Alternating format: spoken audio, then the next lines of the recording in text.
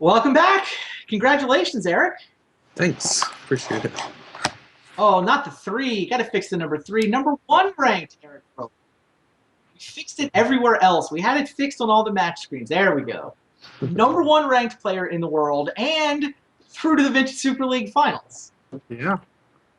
Those matches were crazy. Did they feel as ridiculous from your side as they did to us watching? Yeah, I mean, what do you want me to say? Like, Luis and I think, are pretty evenly matched. I would probably take him in a heads-up battle where we're playing mirrors and vintage, and those draws were good. The very first game, I double Delver turn one.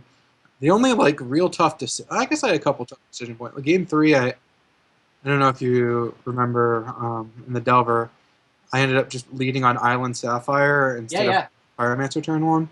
Instead of Pyromancer. We talked about that for sure. Yeah, I felt like my hand was just awful if he had a Force of Will, and my hand was really good if I just waited a turn. So I'm not sure if that's a good play or not. That's like an instinctual play that I make, but I'd have to talk to the vintage guys to know if that play was actually good or not. It looked good. Both Rich and I looked at your hand at first. We're like, oh, it's turn one Pyromancer. But what I saw as soon as you went Island Sapphire, I realized it was to play around Force of Will, and it looked great. It looked like a great line to me. And Luis did in fact have the Force of Will too. So, well, not just Force of Will in that he can also just play, turn one Mentor. Like I was gonna spell Pierce any of the good artifact mana, and I just didn't want to see something big come down. If he played Lotus, I was going to spell Pierce it or anything along those lines, and I figure even if he doesn't have Force of Will, at least I could play Pyromancer and try to stop his big thing by just slowing down his fast mana because the counter spell was Spell Pierce instead of, like Flusterstorm couldn't do that. So because I had actual Spell Pierce, that was the play I went with. No, and it does also set you up to go Pyromancer and then either Pierce. Yeah, that was exactly what I was saying. For turn two, it would leave me up so that I could counter the fast mana again. Like he ended up playing Mox and kind of put me in a weird spot, but luckily I had drawn the Force of Will, so it didn't even matter at that point. You drew a lot of good cards over the course of the match. Yeah. The Shops deck seems like it continues to just crush people whenever you pick it up. Yeah, I mean, my draws have been good. I've had a Workshop most games. The game I didn't have Workshop, I had the Strip Mine. He didn't play second land, so it's just like... So do you know what that deck was yet? I can get... Like, he typed in the chat, I had a good turn two with Force of Will backup, so that makes it sound like Show and Tell, but I mean, I don't know for sure. I mean, I certainly assumed it was something like Show and Tell. Like, when he didn't play a second land, I tanked on that Revoker for a while. Yep. Like, I figured there's a reasonable chance he has Mana Crypt and was holding it because he didn't have another land. Because if he had Black Lotus, he of course would have played it and just gone off with Show and Tell. And if he doesn't have Show and Tell, then it doesn't matter either way. So I tanked on that a little bit, and I'm pretty sure that there's a good chance that he just had neither one. So I named Black Lotus, so that would give him less outs. And then he played Mana Crypt the next turn. I'm just like, oh god, like did I just throw this away? And then he didn't. You almost read that for Mana Crypt? No, I didn't read it for Mana Crypt. I was just trying to figure out what was the more likely way that I'm going to lose. Like, if he's a Show and Tell deck, he clearly doesn't have Black Lotus now, but is there a good chance he has Mana Crypt now? And so if I'm trying to fade any land versus trying to fade the Black Lotus, well, that's a completely different story. But I figured he couldn't have had Mana Crypt, to start the turn and Show and Tell. He would have to find one of the two with his Ponder. Yeah, he pondered into Mana Crypt. He had Island, Show and Tell Grizzlebrand. He pondered into Mana Crypt. Right, he shuffled on the Ponder. So he shuffled on the Ponder. I couldn't see that part, but yes, he found the Mana Crypt with the Ponder, one way or the other. Okay, so it was kind of just completely random. Then what he drew, if he drew, did he have? Yes. Okay. It's Show and Tell Grizzlebrand. So if he drew a land, I was just gonna lose. Yeah. All right. Well, I mean, you get to show down a Forge Master and go Forge Master out for. You have a duplicate in your list? I have duplicate and I have Blightsteel this time because I figured Luis would have no idea I had Blightsteel because I haven't had it the previous 4 times. Fun.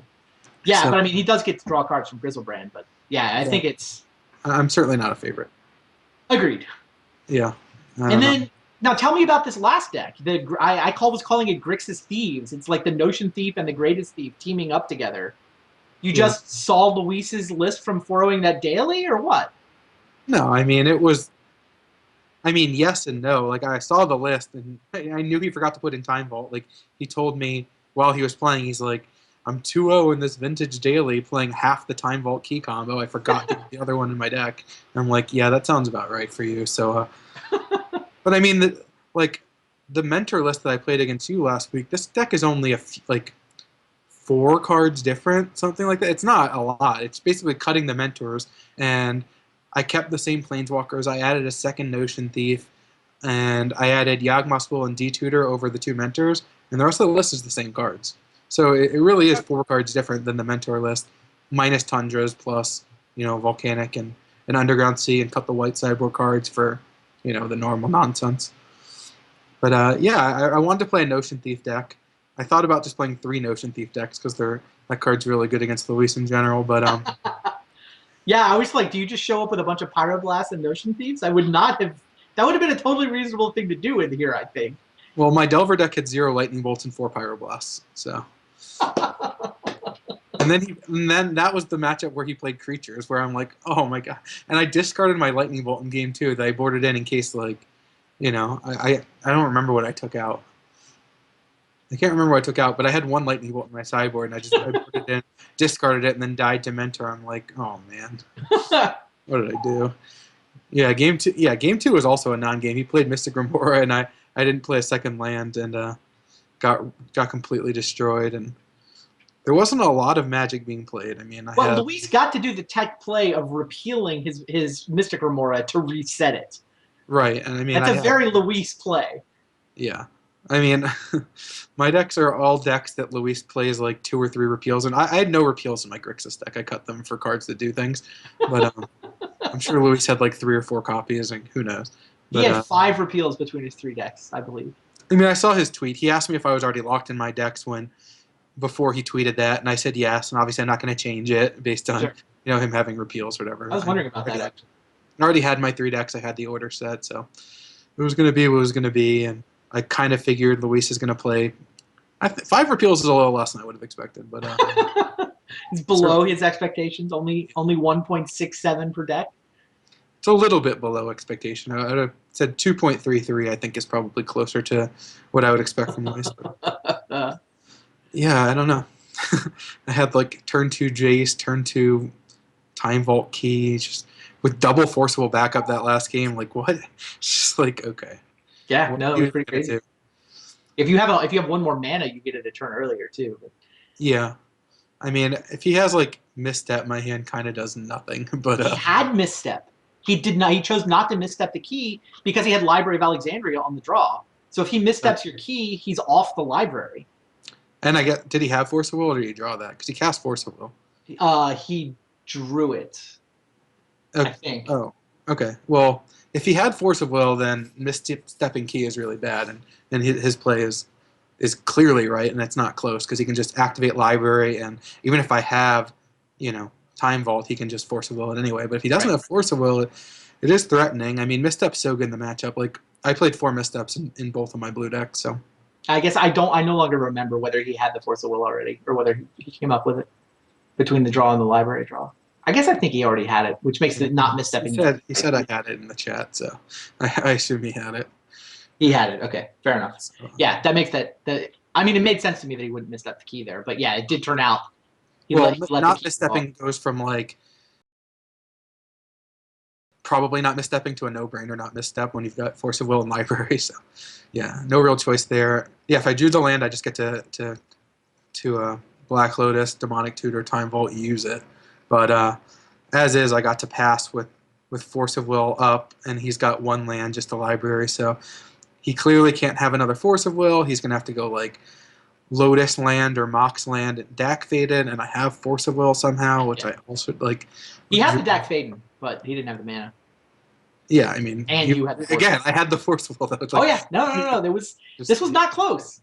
I mean, he came closer than I did last week, right? I got 1 game off of you. At least Luis got 2 games off of you. True. He did destroy me in game 2 of multiple sets, but. Yeah, hey, well, it'll be up to Chris to try to get a match off of you. I was saying, actually, before we got you on to interview, your season is now perfect bookends of 6-0, then the Dredge experiment, then another 6-0 in the playoffs now. Yeah, either way, I hope that Chris and I go 4 matches. I think people are getting tilted at me. I get a lot of tweets. I'm getting a lot of hate mail. Like I didn't mean it. Like I really didn't. Look, you do what you got to do. It's been super impressive watching you. It's just been a demolition course. I mean, the whole season until the dredge experiment and the whole playoffs, you've just been demolishing people. Yeah, I mean it's been a lot of run good. If you noticed during the 6-0, 5 of the 6 matches went 3 games, and many of the games I won were extremely close. And these matches that I played against you and Luis weren't as close, but the reason why wasn't I didn't do anything that tricky. Like I think I made a couple lines that were pretty good that probably gave me extra percentage points than other people might have made. Like I Yeah. think the young pyromancer play, assuming it's good, probably helped me quite a bit. And I think I've taken good lines. There aren't too many things I look back on that I want to change, but overall it's been mostly luck of the draw. You're talking about 2 Pro Tour champions, 2 Hall of Famers who are just crushed the regular season of Vintage and played the decks that they're good at playing and didn't make mistakes. And my draws just kind of crushed them. So what is there really to say? Like sometimes you're running good. I think I'm playing good too. Those are good combinations. My decks I think have been really good. I've been happy with them. I changed it up. I've played now 5 different decks, and I actually changed the shops deck a number of cards this week. So talk to me about the differences between the decks you played in the quarters and the decks you played this week.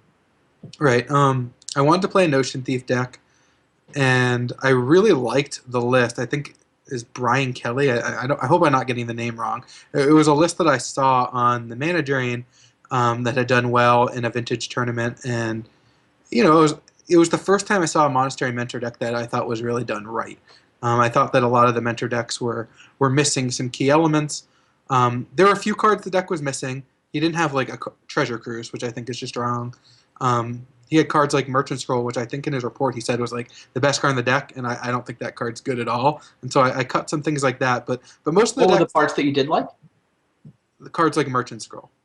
No, I mean, what were the parts? You said it was the first one done correctly. That I didn't like from the other decks. The way that they built the fast mana, the fact that they weren't going hard on the Planeswalker route, they were trying to be more aggressive decks, kind of similar to Delver, but they didn't have those cards because you don't have Delver, and Monastery Mentor costs more than Young Pyromancer. So your ability to be aggressive is constrained pretty dramatically. And I felt like the decks that we saw in Vintage Super League and in the early goings of that card being released were a little bit too aggressive and also didn't have like all the Moxes and Mana Crypt and cards like that, which are really, really strong with Monastery Mentor.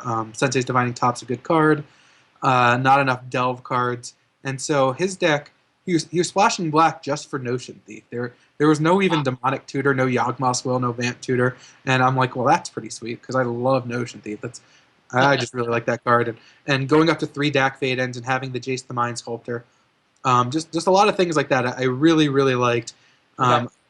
A lot of good counter spells, and so for the Grixis deck, I kind of meshed my mentor deck with Luis's Grixis deck. I cut the repeals for like the Jace the Mind Sculptor and I think like another Pyroblast and 2 Notion Thieves, 3 Dak Phantoms, and yeah, I don't know. That was basically the deck. I just wanted to play one of those real control decks. I didn't play any Mana Drains in my list either. I think I had like 2 Flusterstorms, 2 Pyroblasts. Yeah, I just liked it. I thought it was cool. I really liked that combo, and of course, I got Dak Faden down, I got Jace down, and I was able to counter his Notion Thief and resolve Notion Thief. It's just like, all right. That whole sequence was pretty insane. Yeah, it seems like in the Dak battle, the one that wins is the one who's friends with Jace. Oh yeah, I mean, he had the perfect sequence that I didn't want to see of Time Walk into Dak Faden to steal my Soul Ring because I had the Tinker all lined up and ready to go, but I had Jace already in play, and it's just too good. Like I'm so likely to find the land to cast Dak Faden to steal it back, which gives him the first activation to actually use Dax Plus and maybe come up with a big line. And I don't know exactly what's in his deck if he can maybe Pyroblast my thing or my Jace or set up something like he did in Game 2 where he's able to go like Lotus, Yawgmoth's Will, and just go off on me since he already had Time Walk in the graveyard.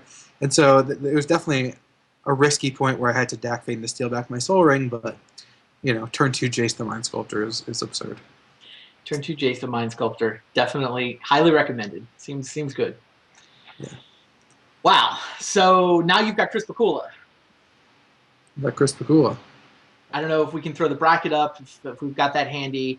The finals are going to be between you and Chris. We're going to start the pregame at 1 o'clock Pacific time on Sunday. So special weekend edition, special Euro-friendly time slot. We'll do an hour of pregame starting at 1 o'clock, and then the match between you and Chris will start at 2 o'clock. That's Pacific time on this Sunday afternoon. I'll see if I can make it. Yeah, I hope you can make it. I know I've been negotiating with Chris to make sure we had a time slot that he could make. Happy to hear that if he's able to win the PTQ, I think he just has to kind of give this one to me. It's only fair. If he gets the PTQ, he can give you this one? Yeah. Yeah, you and I had that deal at the Pro Tour, and it didn't quite work out that way. I was willing to give you the Pro Tour if I could have VSL. Yeah, I mean, why didn't should have set up my draws the last 2 rounds a little bit better. I had 2 minutes to get there. I was rooting for you. I was happy with the deal we struck. Yeah, it was unfortunate. The match on camera was a rough one. Yeah. And the other one was even worse. I was done in 8 minutes, lost the roll, mulligan, and just got demolished. Yeah, I couldn't believe we never even got to do a look-in on you. We were still, like, your match was over before we even got, like, halfway through the first game of the other winning, and we were watching. Yeah, I mean, I had to mulligan both games, got turn 2 duress, turn 3 courser, turn 4 seeds rhinoed, and didn't even have lands. Just like, all right. It just wasn't a match, unfortunately, but yeah. Well, look, obviously the you run you've been run good on, in some matches, run bad. Yeah, I know you call it a run good, you call it a heater. It seems like there's a lot of good deck choices that have gone into it. It seems like there's a lot of good plays that have gone into it. There's a lot of super intelligent lines and just giving yourself every chance to win every match. It's been a pleasure to watch, quite frankly. Yeah, Hats off to you, sir. A well-deserved spot in the finals. I've taken some time off from poker, and I've really focused on Magic and focused on getting my head in a good spot just in general in life, and thinking about things more clearly and being more focused just in general happiness, I guess. Definitely helps. It helps to not get as down and not get as distracted, which helps a lot because Magic is a game with a lot of variance. It's very easy to be on the losing end of like what my opponents have basically been facing in the VSL playoffs, where I've just been running hot to get very discouraged just because how are you going to beat someone who's playing good and running better? So yeah, that's helped a lot, and yeah, I think I'm playing good. I think so too. I hope so. Well, we'll let you go, and you got a couple of days to get decks ready. We'll be back here on Sunday. I do want to remind anybody who showed up late, we made a couple of mini announcements in the pregame show. We are doing a play-in tournament to determine the new 10th member of Vintage Super League. So if you haven't seen the slate of competitors, there they are. Roland Chang and Nick Detweiler representing the vintage community. You've got David Williams and Josh Sugar-Layton trying to get back into VSL, having been relegated after Season 1 and Season 2. And then another collection of pros, Hall of Famers, Pro Tour champions, trying to claw their way into the Vintage Super League. I think this is going to be a great slate of guys. No matter who wins, we're going to have an awesome 10th for Season 3 of the Vintage Super League. The play-in battle, it's probably going to work out to be June 30th. It's probably going to be essentially a single elimination. It'll be week 0 of Season 3, and then the next week, the winner will join the rest of us in Season 3 of the Vintage Super League. But before we get there, the other thing we showed is we have the initial bracket for the Standard Super League.